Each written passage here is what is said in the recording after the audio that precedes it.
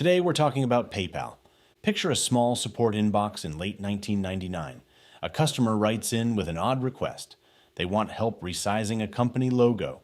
Not for a business card, not for a website. They want it small enough to paste into an auction listing on a site called eBay. The company is Confinity. And the engineer reading that message, Max Levchin, is annoyed by it. He didn't build encrypted security software for Palm Pilots so people could decorate flea market listings. To him, this is noise, a distraction from the real product. But someone else on the team sees it differently. David Sachs tells the team to search their own company name on eBay, and what comes back stops the room. Hundreds of listings, all of them proudly displaying Confinity's logo. Sellers weren't just using the product. They were advertising it for free on a platform Confinity never targeted, to an audience Confinity never planned for. That moment is the hinge of this entire story, because what looked like a support ticket was actually a signal. The market had already decided what this company was for. The only question was whether the company would listen. This is the story of how a team that set out to build cryptographic security software ended up building the plumbing of digital commerce. It's a story about fraud, referrals, and one of the boldest growth bets in Silicon Valley history. And it ends with a $1.5 billion acquisition by the very platform PayPal had to fight to survive on. Let's start with the world PayPal was born into. Part 1. A financial system built for a different era. By the late 1990s, the internet was moving at a completely different speed than the financial system underneath it. Banks were still running on aging infrastructure. Transactions cleared in slow, expensive batches. If you wanted to pay someone online, your options were basically a mailed check or a wire transfer. Mail the check. Wait a week. Wait again for it to clear. Then wait for the item to ship. Anyone building an internet business in this era could feel the friction directly. It was obvious to more than one entrepreneur that this gap was an opportunity. Elon Musk, having just sold his first company, poured his money into something called X.com, a bet on becoming a single hub for financial services online. Around the same time, Peter Thiel and Max Levchin started Confinity with a very different idea. They wanted to build encrypted digital cash that could move between Palm Pilot devices using infrared beams. Different technical approaches, same underlying instinct. Both teams believed the internet needed a native way to move money, and both were about to learn a hard lesson. A brilliant product means nothing until you solve for how humans actually behave. Part 2. The product that almost didn't make it. Confinity's original product was genuinely impressive engineering. Beaming encrypted payments between Palm Pilots was a real technical achievement. It was also, commercially, a dead end. Think about the mechanics. For a payment to happen, both the sender and the receiver needed a Palm Pilot. Both needed the app installed. Both needed to be physically near each other to beam the payment across.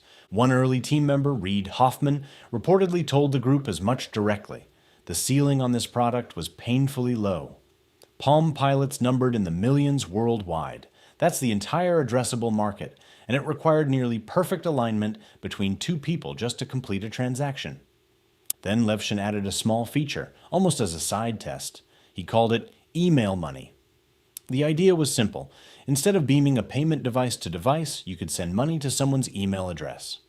This tiny addition rewrote the company's future. Email didn't reach millions of people. It reached hundreds of millions. But the bigger unlock wasn't the reach. It was that email quietly solved the hardest problem in any network product, the chicken and egg problem. With the old system, both people needed to already be users before a transaction could happen. With email money, only the sender needed an account. The recipient just got a message saying money was waiting for them. That message did the selling. It nudged them to sign up and claim the cash. The product now spread itself, one transaction at a time. Part 3. Running toward the accident. Once the team saw where the real traction was coming from, they had a choice. They could treat eBay sellers as an unplanned distraction from their bigger vision, or they could lean all the way in. They leaned in.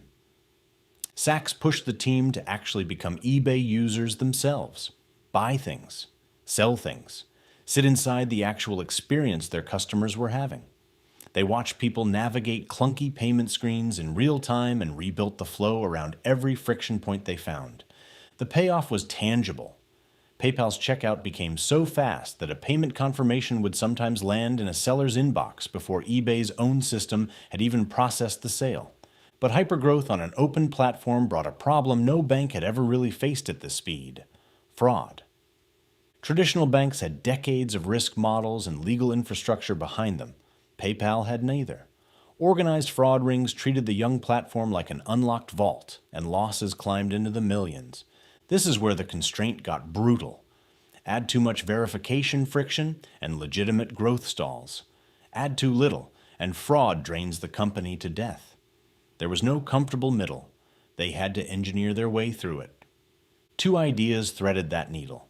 PayPal became one of the first companies to commercially deploy a CAPTCHA test, blocking automated bots from mass-creating fraudulent accounts. And it pioneered what became known as random deposit verification. Send two tiny random amounts to a user's bank account. Ask them to confirm those amounts back. It verified a real bank connection without demanding sensitive documents up front. Fraud prevention stopped being just a cost center at that point. It became a genuine competitive moat. Nobody else could match that combination of speed and trust at the same scale. Part 4. Paying people to grow. Product problems were being solved, but PayPal still had a distribution problem, and it was a serious one. Traditional advertising was too expensive for a company burning cash this fast. Partnership talks with major banks kept dissolving into bureaucracy. If PayPal wanted to grow, it needed something organic, something viral. So the company made a decision that still sounds radical today. It would pay people, in cash, just to use the product. The mechanics were simple but clever. New users got paid to sign up. Existing users got paid to refer friends. Roughly $10 on each side, adding up to about $20 per acquired customer. Here's why this worked on a psychological level, not just a financial one. Referrals normally carry social risk. People hesitate to recommend a product because they don't want to look like they're spamming their friends. By paying both sides, PayPal reframed the entire interaction. Sending someone a referral wasn't pushy anymore. It was doing them a favor. You were handing them free money. And by paying users directly, PayPal was demonstrating its core value proposition in the very act of acquiring a customer. The product was money. The incentive was money. The lesson was inseparable from the delivery. The scale of this bet is worth sitting with. By some estimates, PayPal spent $60 million or more on this program over its lifetime. That is an enormous number for a startup in this era. But against the prize on the table, ownership of digital payments, as an entire category, it was a rounding error. The results were staggering.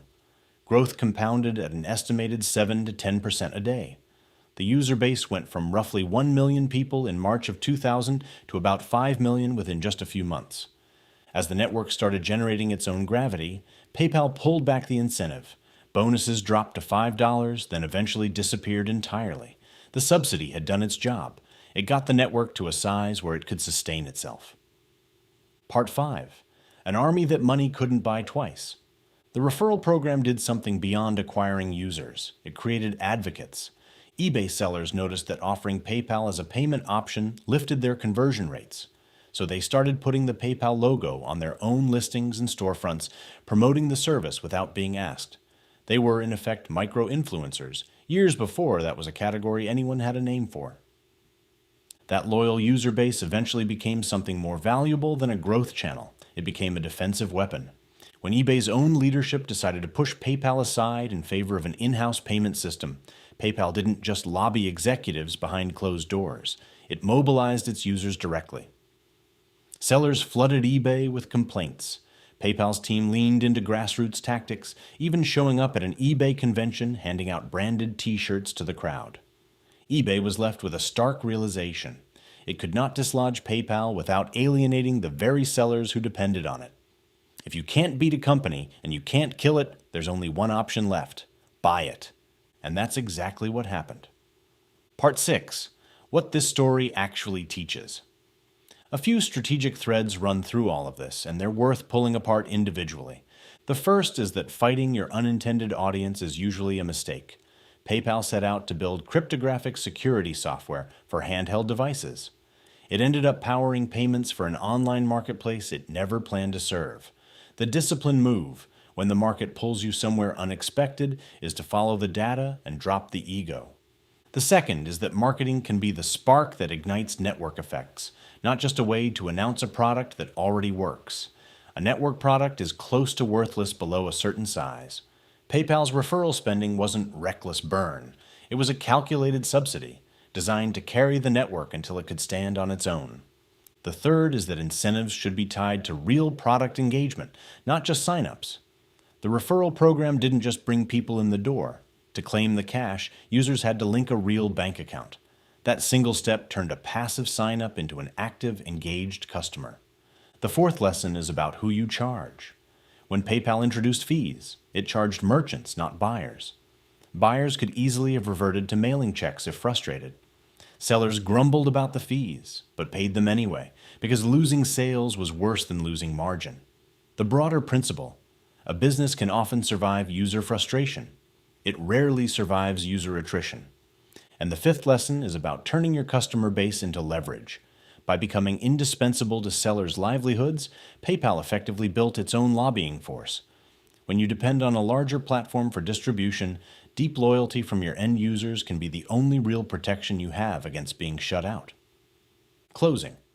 PayPal's story isn't the clean narrative of a visionary product gliding toward an obvious audience. It's messier than that and more interesting because of it. It's a story about a team humble enough to abandon its original vision when the market pointed somewhere else, resourceful enough to out-engineer organized fraud with almost no institutional infrastructure behind them, and audacious enough to essentially buy a user base into existence through direct cash incentives. The deeper takeaway is one that still applies well beyond payments. Engineering elegance on its own has never been enough. It has to be paired with a distribution strategy that understands human psychology just as deeply as the product understands the underlying technology. PayPal lowered the barrier to entry through email. It neutralized the social risk of referrals by rewarding both sides of the relationship. And it turned its own users into advocates and eventually into leverage. In doing so, it didn't just build a successful company. It built one of the foundational pillars of how money moves on the internet today. This was the marketing behind rapid growth. See you in the next episode.